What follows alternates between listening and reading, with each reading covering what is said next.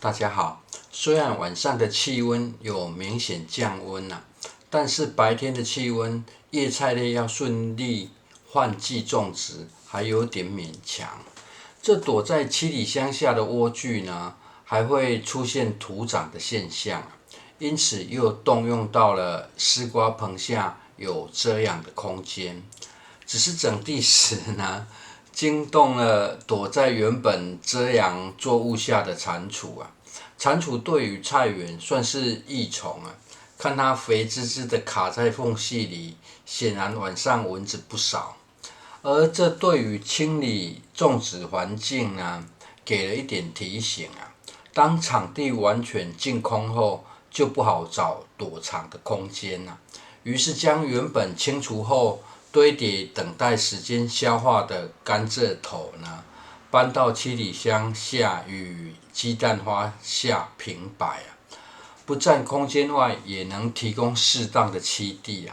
平摆不堆叠的目的呢，则是减缓躲藏、发现瓜鸟的可能。而眼前这是种植在丝瓜棚下，只有侧光的味美菜与黄芥兰、高丽菜花。虽然看起来鲜嫩但是有点日照的话，生长可以更为理想。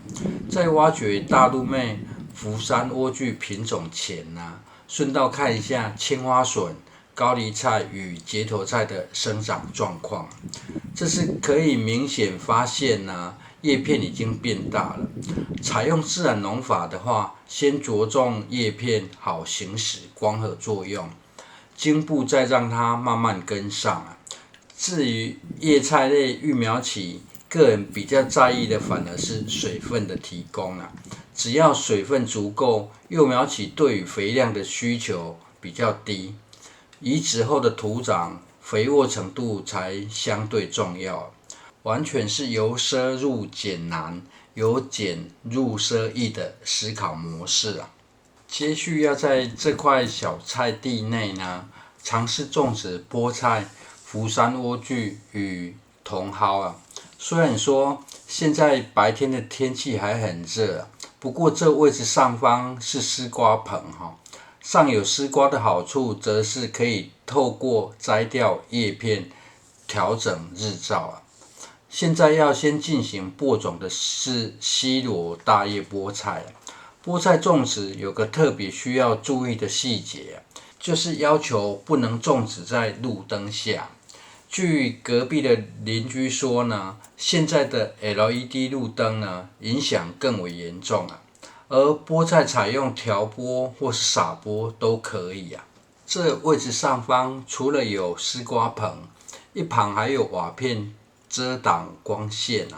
现在人站的位置还可以有很低的日照，但这已经是接近假日中午的时间由于入秋后太阳的行进轨迹会偏南边因此内部被屋檐遮挡的缘故已经很难吃到日照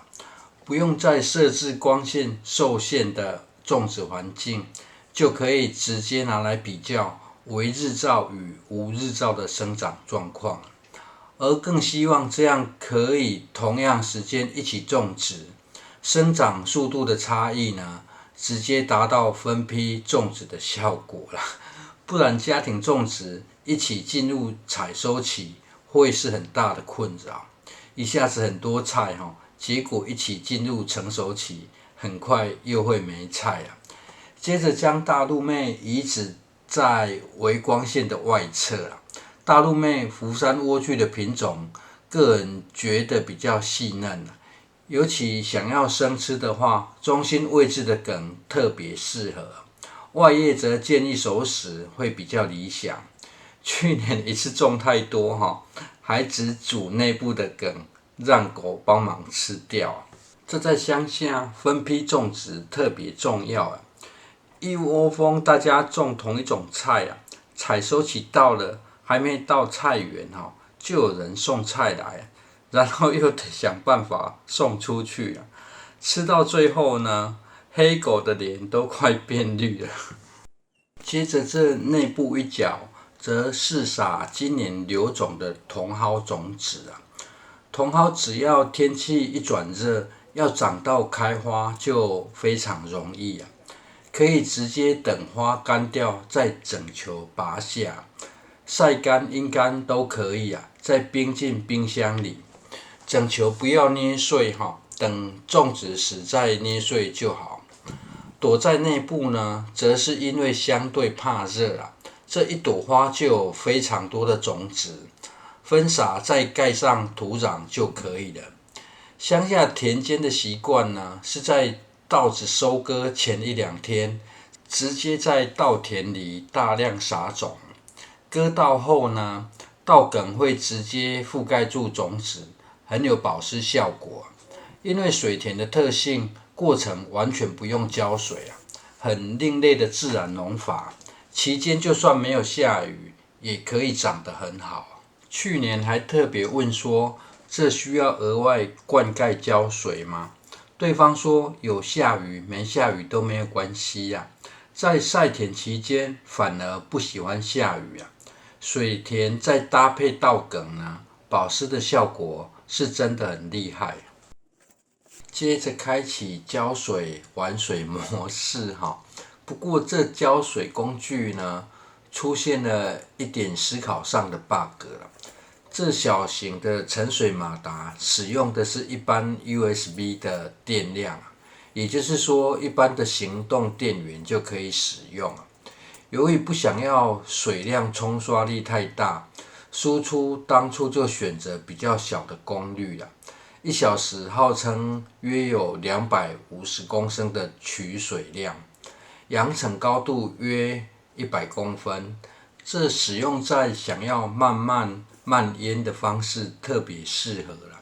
尤其是在土壤板结不好吃水的土壤。在连接水管时呢，却被惯用的思维制约了。生活习惯是水管越接越细哈，